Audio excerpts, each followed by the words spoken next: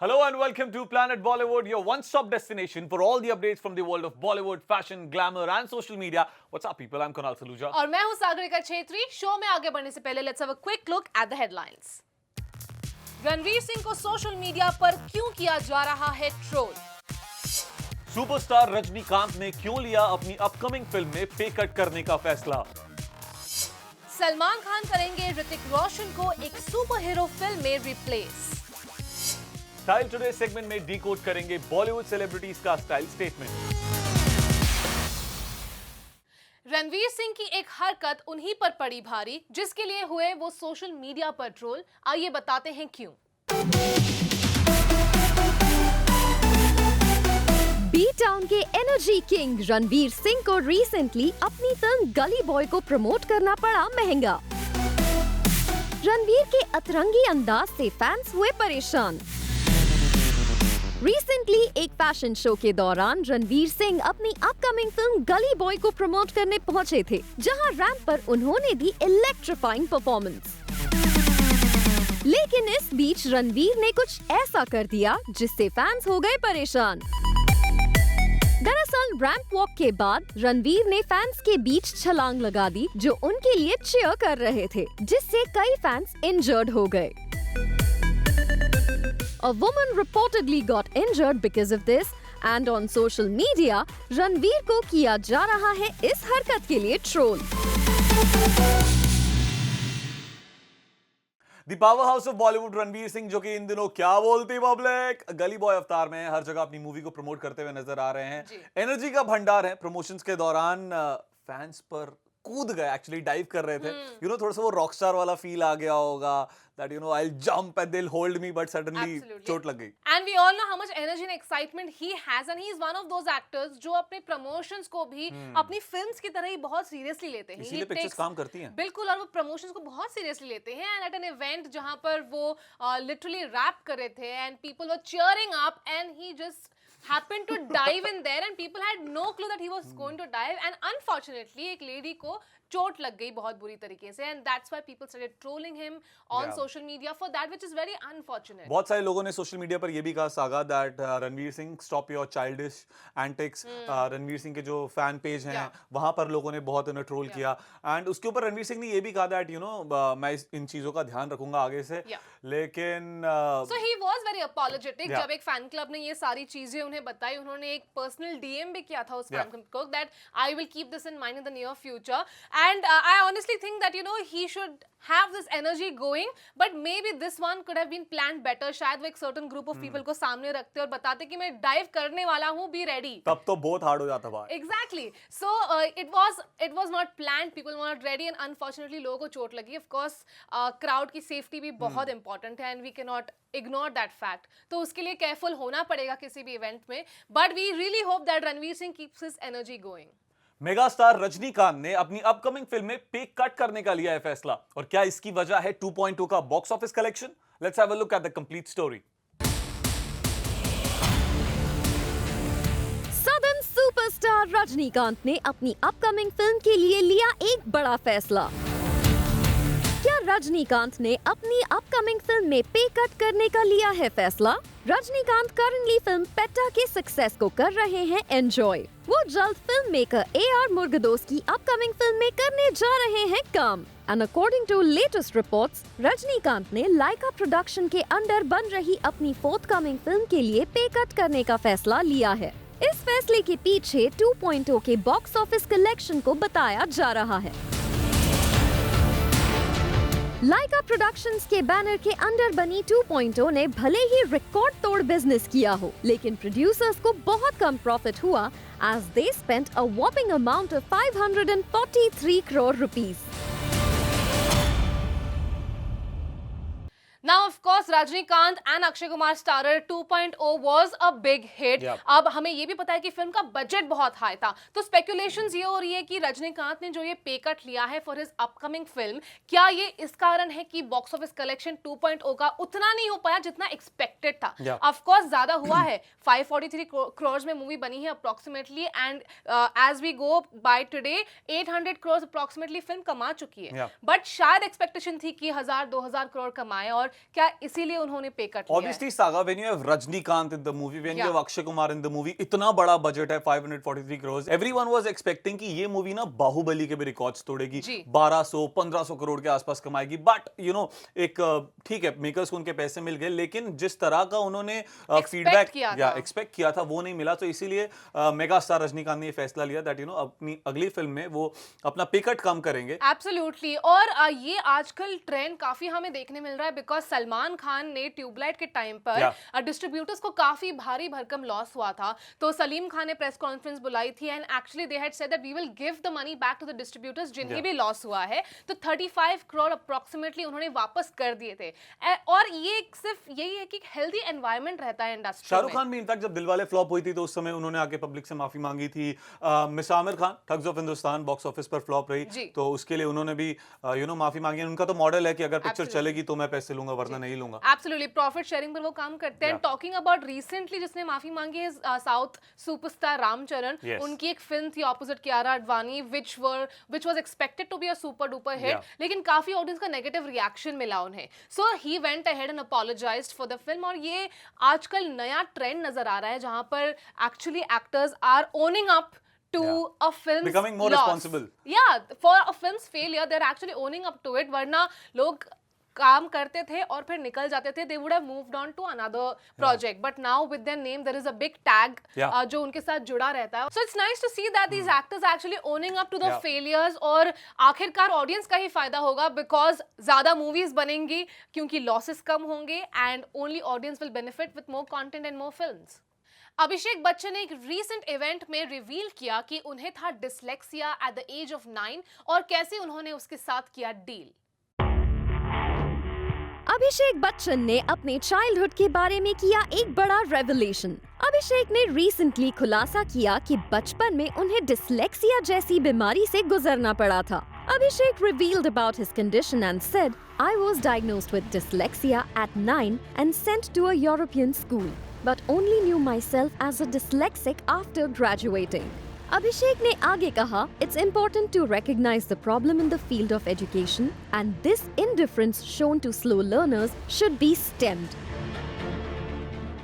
Now we all know Abhishek Bachchan is a superstar of Indian film industry. लेकिन हाल ही में एक media interaction के दौरान उन्होंने बताया दैट बचपन में उन्हें डिसलेक्सिया था. अब डिसलेक्सिया क्या होती है? अगर आपको पढ़ने लिखने या कुछ चीज समझने में बहुत ज्यादा दिक्कत होती है उसे डिसलेक्सिया कहते हैं. तारे जमीन पे पिक्चर हमने देखी है, उसमें वो बीमारी दिखाई गई थी, उस बच्चे को थी. But the point saga is in सारी चीजों से डरना नहीं चाहिए बिकॉज बचपन में था डिसलेक्सिया लेकिन टुडे है. And look at him today he can rap, he comes across as a very intelligent person. अगर आप उनके इंटरव्यूज देखेंगे तो you will want to listen to him. That is the kind of person he is become today no matter what he went through. And it takes a lot of courage कि आप अपनी personal life के बारे में being a star आप ये बताओ कि आपके साथ भी कुछ ऐसा हुआ है. It only gives a lot of courage to a lot of people who are listening and are suffering. I personally feel ये बहुत अच्छी चीज है बिकॉज सेलेब से लोग बहुत ज्यादा इंस्पायर होते हैं. यू नो लोग ऐसी चीजें बहुत डरते हैं, अपने अंदर छुपा के रखते हैं. फॉर एग्जांपल ऋतिक रोशन, शाहिद कपूर, उन्होंने बताया था एक इंटरव्यू में दैट वो स्टैमर करते थे लेकिन आप आज उन्हें सुनिए बिल्कुल पता नहीं चलेगा. तो इट्स जस्ट डरने की जरूरत नहीं है, आप उस पर काम करिए. बिल्कुल. और दीपिका पादुकोण ने भी बताया about mental health. A lot of people came out recently. Also Tahira Kashyap, Ayushmann's wife, Sonali Bendre, Manisha Koirala, they've all spoken openly about cancer and how people should get themselves checked for breast cancer as well. So it's a big thing that celebs are actually contributing to society by sharing their personal lives and experiences. और अगर बात करें dyslexia की and how Abhishek Bachchan cope with it, you know a lot जो schools में होता है ना, बुलिंग हो जाती है. People who have difficulty in learning quicker, लोग कहते हैं डफर. तो वो स्कूल और एजुकेशन सिस्टम जो हमारी शुरुआत होती है वहीं पे अगर कुछ मेंड कर सको आप तो बहुत अच्छी बात होगी. कुछ समय पहले करण जौहर ने कहा था दैट अब वो अपनी फिल्म में रॉन्ची डांस नंबर्स नहीं रखेंगे. और जब इसके बारे में मलाइका अरोरा और सोफी चौधरी से पूछा गया तो ये था उनका कहना. करण जौहर ने रिसेंटली आइटम सॉन्ग्स पर दिया था बड़ा बयान. करण ने एक स्टेटमेंट में कहा था कि वो नहीं चाहते कि आगे से उनकी फिल्म्स में आइटम सॉन्ग्स लाइक चिकनी चमेली हो फीचर. वहीं जब जूम ने इस बारे में अपने आइटम नंबर्स के लिए पॉपुलर मलाइका अरोरा और सोफी चौधरी से बात की तो उन्होंने दिया ये जवाब। I anyway don't like to call them item numbers because I think that just reduces their importance. I think they're, you know, very special songs in movies and they've been there since the ages. I mean, Helen Auntie's been doing it since when and many other people and those songs become iconic. I think हमारे day and age में हमने उसको कम कर दिया by saying it's an item song. It's not an item song. It's a special song. It's made on a grand scale. It's there to promote the film. And I think most of us always look forward to great music. So why are we reducing it? You know, great music, great dancing is a huge part of Bollywood culture. Why are we reducing it by just saying item song? It's not an item song. It's a special song and they should always be there. I completely agree, and I think I've always said it. Please do not tag them or label, as item songs, etc. But I think I'm constantly asked, the one thing I feel, I've done so many songs, and one thing I can say confidently is that I've never been objectified in any of the songs. I've done the songs knowingly, I've done the songs willingly, I've done the songs completely, knowing that this is what the situation is. So I've never ever felt, but if anybody does feel, I think it's very important for them to come forward and speak. Yeah. But I can speak for myself, I've loved the experience of doing every song. I think I completely agree with Malaika Arora and Sophie Chaudhary to an extent where they're saying कि in dance numbers को item numbers का tag नहीं देना चाहिए. They are raunchy dance numbers of course, but these dance numbers are played in every club, every pub and every party. But उसे item song का tag नहीं देना चाहिए. Fine, agreed. But I think the problem here is not the dance number, the problem is the lyrics. Kunal, जिस तरीके के lyrics होते हैं, of course it ऑब्जेक्टिफाइज women. I completely agree with that because Sophie ने ये कहा दैट हेलन जी बहुत लंबे समय से करती आ रही हैं. आई रिस्पेक्ट दैट बहुत लंबे समय से चल रहा है, लेकिन अगर बहुत लंबे समय से कुछ चीज गलत हो रही है तो ये हमारी रिस्पॉन्सिबिलिटी बनती है दैट उसे हम चेंज करें.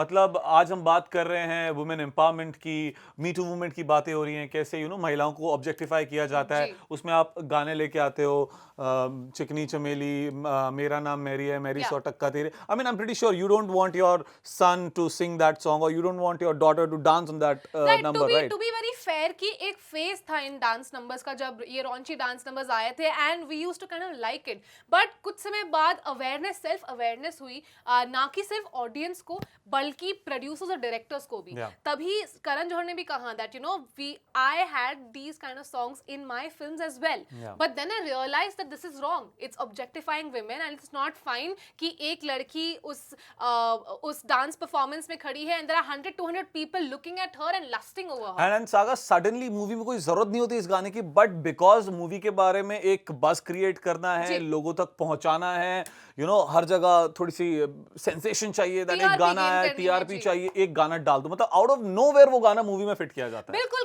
और ये कहना गलत नहीं होगा कि एक पूरा फेज था, there were couple of years जहां पर हर मूवी में एक डांस नंबर था. जैसे कि आजकल रीमिक्सेस का चल रहा है कि आप रिवैम्प कर रहे हो ओल्ड गानों को, वैसे ही इन डांस नंबर्स का था. And I think Malaika, Sophie Chaudhary, Kareena Kapoor, Katrina, they look really hot in the songs, there is no doubt about it. But I think अब आगे चलकर, जैसे कि करण जौहर ने कहा कि we should be responsible and we should not kind of objectify, there should be dance numbers, but जिस तरीके से आप उसे फिल्माओगे, जिस तरीके से आप उसके लिरिक्स रखोगे, we would love to see them dancing because they are amazing dancers, they're beautiful ladies, but वो डांस नंबर के जो लिरिक्स हैं, that is the biggest problem because लोगों के दिमाग में वो रह जाते हैं और उसके बाद फिर वो सोचते हैं कि भाई सब सही है. Absolutely. And ऐश्वर्या राय बच्चन ने recently चेंज करवाए थे फन्ने खान में lyrics because she was not comfortable and hoping कि दबंग 3 में भी Kareena Kapoor Khan has said that she's going to be doing a dance number, but उसके लिरिक्स कैसे होंगे, क्या होगा, we'll have to wait and watch if we get to see a change.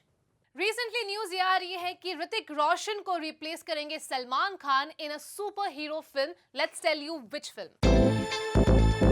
पिछले काफी दिनों से फिल्म मेकर रोहित धवन की फोर्थकमिंग सुपर हीरो फिल्म में ऋतिक रोशन को कास्ट किए जाने की खबरें सामने आ रही थीं, लेकिन अब तक इस फिल्म पर कोई ऑफिशियल अपडेट नहीं आया है. वहीं अब ये रिपोर्ट्स आ रहे हैं कि सलमान खान ने इस फिल्म की स्क्रिप्ट पढ़ी और अब उन्होंने इसमें अपना इंटरेस्ट शो किया है. कहा जा रहा है कि रोहित के डैड डेविड से नजदीकियों की वजह से सलमान इस सुपर हीरो फिल्म में ऋतिक को कर सकते हैं replace. Rohit Dhawan upcoming project जो कि एक सुपर हीरो फिल्म है जिसके लिए वो काफी लंबे समय से काम कर रहे थे एंड कहा जा रहा था ऋतिक रोशन उसमें सुपर हीरो का किरदार प्ले करेंगे, लेकिन अब खबरों की माने तो सलमान खान कर सकते हैं ऋतिक को रिप्लेस। और अगर ऐसा हुआ तो this is the first time we will see Salman Khan in a super hero film. No यार, he is already a super hero. I mean devil, then उसके बाद एक था वो क्या थी वो रेस 3 में भाई नहीं उड़ते थे ऊपर से। Please, jokes apart, but talking about here, Salman Khan has very good relations with Rohit's father, David Dhawan. We all know that. और उन्होंने सुनने में आया कि जब उन्होंने स्क्रिप्ट पढ़ी, उन्हें स्क्रिप्ट बहुत अच्छी लगी, and he is given a nod for the film. But the question arises that why did Hrithik Roshan leave the film? यार आई पर्सनली फील, देखो क्रिश वो ऑलरेडी प्ले करते हैं एक सुपर हीरो अवतार, जी। सो लोग कंफ्यूज ना हो जाए कि ऋतिक को हम क्रिश बुलाएं या दूसरा super hero and also Diwali 2020 में क्रिश 4 की रिलीज के लिए वो काम कर रहे हैं, and could be that he you know how he works for Krrish the entire series. Phones वहां पर सेट्स पे अलाउड नहीं होते and a lot of restrictions are there and काफी फोकस रहता है, he is a very focused guy, so that could be one of the reasons. But I would personally love to see mister Salman Khan in a super hero avatar, because Salman Khan की picture में ना कुछ ऐसे trademark चीजें होती हैं, लाइक एक dance step होता है, फिर डायलॉग्स होते हैं, कॉमिक टाइमिंग होती है, तो जब सलमान खान सुपर हीरो अवतार में आएंगे तो क्या क्या चीजें होंगी। एंड मेरा एक विश है कि एक इंडियन सुपर हीरो हॉलीवुड में फेमस हो। हम कितने इंस्पायर्ड है स्पाइडरमैन, सुपरमैन, बैटमैन, इन सारे सुपर हीरोज से, एवेंजर्स से। It's #Salman. So Indian film industry should also have a superhero which goes internationally and breaks all records. I would like to quote myself once again. It's Salman. चलिए लेते हैं एक छोटा सा break, लेकिन break के उस पार हम डिकोड करेंगे हमारे बॉलीवुड सेलिब्रिटीज के style statement, so stay tuned.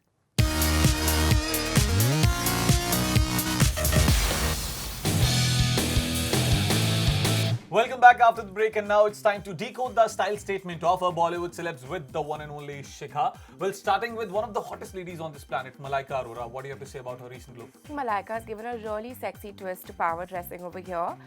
She's seen wearing a white cord set by Nikhil Thampi's latest collection, जो उन्होंने recently Fashion Week पे showcase किया था. And his latest collection was all about giving a sexy twist to power dressing, which I think really aligns with Malaika's personal style. Over here, she's seen wearing a long line jacket, which has shoulder pads, and shoulder pads is a trend that's really coming back. Statement shoulders, power shoulders, a lot of people have been doing them. And then it flowed all the way down. It had really sharp structure and a very stiff and sharp silhouette. It had a semi-collar on it, which was Nikhil Thampi's latest collection, and it's there in all of his garments. She skipped the shirt inside the jacket, leaving the jacket as is, making it a really sexier plunging neckline, and she paired it with a pair of matching wide leg pants. So the entire look was very clean, neat, and she looked extremely sharp and sexy at the same time. Sexy outfit for sure. Well, talking about Gully Boy, now Ranveer Singh has been nailing his entire rapper Gully Boy look. What do you have to say on this? Kunal, what do you have to say? Like both hard look, camouflage, you know, I just love it. Absolutely. Right. So he was seen wearing a camo jacket with a pair of drop crotch pants, and he matched his shoes with his jacket, which he's been doing a lot lately. अभी हमने recently उनका एक look देखा था where he was wearing a millennial pink jacket, which he matched with the pair of millennial pink shoes. But I think in this case, जब आप एक colour और कलर मैच कर रहे होते तो ठीक है, but when you are matching print and print with your jacket and shoes, तो आई थिंक वो थोड़ा ज़्यादा होता है. I like the drop crotch pants. I think it's something that people have not done in a while, and it really goes with the whole hip hop theme and vibe. The jacket is also nice, and the bucket hat that he's wearing has now kind of become a signature for all his promotional looks. So I like that as well. But I just feel like जूते थोड़े और subtle होने चाहिए थे, because somewhere वो look के साथ जा नहीं रहे हैं. एंड देन उसके नीचे उन्होंने वाइट सॉक्स पहनी थी जो ब्लैक ड्रॉप क्रॉच पैंट्स के साथ काफ़ी फ्लैशी लग रही थी. I think one of the biggest mistakes that main make when they're dressing up, especially even if they're wearing suits, not just casual clothes, is wearing bright white socks under suits, because it just stands awkwardly, it stands out, and it's something that men should completely avoid doing. How is this possible that इसे रणवीर सिंह का look पसंद नहीं आया? Okay, well now it's time to talk about the street style moment of the day, and आज का खिताब किसे जाता है? आज का खिताब जाता है आलिया भट्ट को. आई थिंक ये पर्टिकुलर लुक आलिया का just goes to show street style के साथ ये बहुत बड़ी गलत फहमी है कि इट्स वेरी लेड बैक या फिर बहुत ही कैजुअल होता है. बट आलिया का ये look, it proves that it can be dressy as well. So over here she's seen wearing a crop shirt, and it's an entire sequence outfit which she paired with a pair of sequence jogger style pants which was cinched around the ankle. So the entire look is very simple, but just the fact that the silhouette, the cut, the design, the trend is all in sync with street style.